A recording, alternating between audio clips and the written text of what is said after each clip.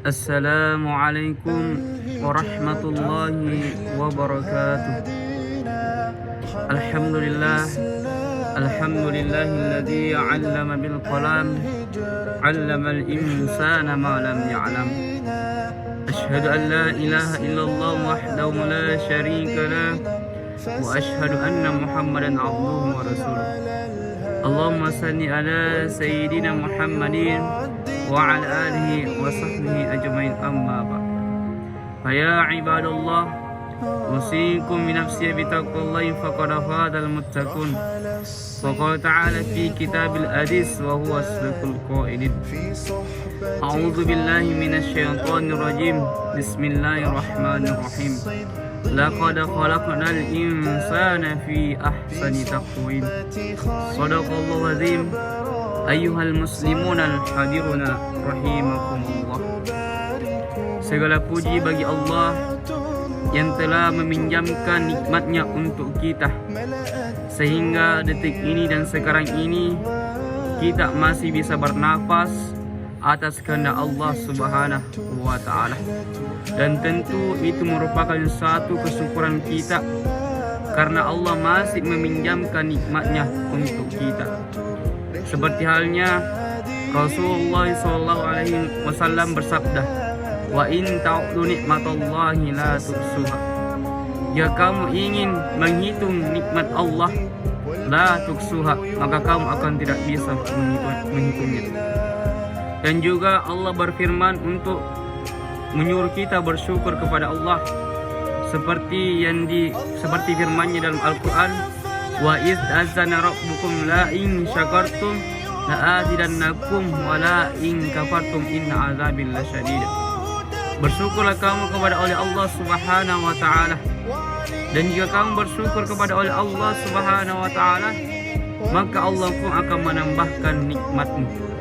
Begitupun sebaliknya, dan jika kamu tidak bersyukur kepada oleh Allah Subhanahu wa ta'ala, maka Allah pun akan memberikan azab yang pedih kepadamu jika engkau tidak bersyukur kepadanya. Jemaah yang insya Allah dimakan oleh Allah Subhanahu wa ta'ala. Kemudian salawat serta salam tak lupa kita kirimkan kepada junjungan Nabi Allah Muhammad sallallahu alaihi wasallam, Nabi yang menjadi uswatun hasanah, yaitu adalah pengikut yang baik. Seperti halnya dalam Al-Quran Allah berfirman dalam Al-Quran, laqad kana lakum fi rasulillahi uswatun hasanah. Sebaik-baiknya pengikut yaitu adalah ketika kita mengikut kepada Rasulullah sallallahu alaihi wasallam, Nabi yang diutus untuk memperbaiki akhlakul karimah, Nabi yang menghapuskan perbudakan di atas muka bumi ini, sehingga yang kita rasakan adalah kebahagiaan yang hakiki.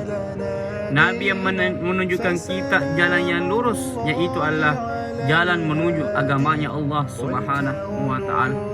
Nabi yang menghapus perbudakan di atas muka bumi ini, sehingga yang kita rasakan adalah kebahagiaan yang hakiki. Nabi yang membawa kita dari jurang kehinaan menuju lembah kemuliaan yang seperti kita rasakan sekarang ini. Nabi yang menghapus, Nabi yang membawa kita dari zaman kebodohan, sehingga yang kita rasakan adalah zaman kemuliaan. Jadi pada kesempatan ini saya akan memaparkan suatu nasihat dan ingin memperkenalkan diri. Jadi nama saya Muhammad Nurholis, asal Kolaka Utara, dan pada saat ini saya berkuliah di Mad Ali Asadia Sengkang semester 1, dan insya Allah saya akan memaparkan apa yang diamalkan oleh guru kita. Jadi pada kesempatan ini saya akan memaparkan dan membahas tentang Al-Quran. Jadi Al-Quran itu merupakan suatu pedoman bagi umat manusia yang langsung diturunkan oleh Allah melalui perantara malaikat Jibril dan diturunkan langsung kepada Nabi Muhammad SAW. Jadi Al-Quran itu merupakan kitab yang paling mulia. Kenapa hari Jumat dikatakan hari yang paling mulia? Karena hari itu merupakan hari turunnya Al-Quran. Kenapa bulan Ramadan dikatakan bulan yang paling mulia di antara bulan-bulan yang lain? Karena bulan itu merupakan turunnya juga Al-Quran. Malam Lailatul Qadar dikatakan malam yang paling mulia di antara malam-malam yang lain, karena malam itu juga merupakan turunnya Al-Quran. Kenapa malaikat Jibril dikatakan malaikat yang paling mulia di antara malaikat-malaikat yang lain? Karena dia adalah sebagai perantara untuk menurunkan yang namanya Al-Quran. Kenapa Rasulullah SAW dikatakan nabi yang paling mulia di antara nabi-nabi yang lain? Karena dia merupakan suatu Habibullah atau kepercayaan Allah, kekasih Allah yang langsung diberikan amanah oleh Allah Subhanahu wa taala untuk menerima Al-Quran. Karena dikatakan nabi yang paling mulia karena dia menerima Al-Quran. Lantas ketika seseorang ingin dikatakan mulia, maka dia harus membaca Al-Quran dan mengamalkannya. Seperti halnya Rasulullah SAW. Rasulullah itu merupakan suatu diibaratkan Al-Quran yang berjalan di atas muka bumi ini, karena sifatnya itu seperti Al-Quran, dan juga merupakan suatu nabi yang paling mulia di antara nabi-nabi yang lain. Pada saat itu ketika Rasulullah mengumpulkan para Al-Quran, para penghafal Al-Quran ingin berperang pada saat itu. Dan pada saat itu penghafal Al-Quran pun ingin juga ikut untuk berperang pada saat itu. Tetapi Rasulullah mengatakan, siapakah di antara kalian yang ingin berperang? Siapakah di antara kalian yang ingin kuangkat pemimpin untuk menjadi panglima perang untuk memimpin perang ini?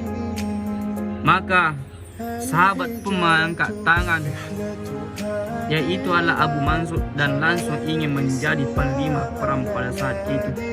Jadi pada saat itu penghafal Al-Quran banyak yang meninggal pada saat itu. Maka Rasulullah mendoakan para penghafal Al-Quran yang gugur pada saat itu pada perang itu. Maka Rasulullah berdoa supaya penghafal Al-Quran itu untuk dijamin masuk ke dalam surganya Allah Subhanahu wa taala. Seperti halnya Rasulullah SAW bersabda, khairukum ta'allamal Qur'ana wa 'allamahu. Sebaik-baik mereka yaitu adalah mereka yang belajar Al-Quran dan mengajarkannya. Jadi semoga apa yang saya sampaikan ini itu akan menjadi hikmah dan kita bisa menerapkannya dalam kehidupan sehari-hari dan untuk terus membaca Al-Quran. Jadi itulah tugas saya yang diamanahkan oleh Guru Tak. Mudah-mudahan ini menjadi berkah untuk saya dan guru-guru Tak semua. Wabillahi taufiq wa sa'adah. Assalamualaikum warahmatullahi wabarakatuh.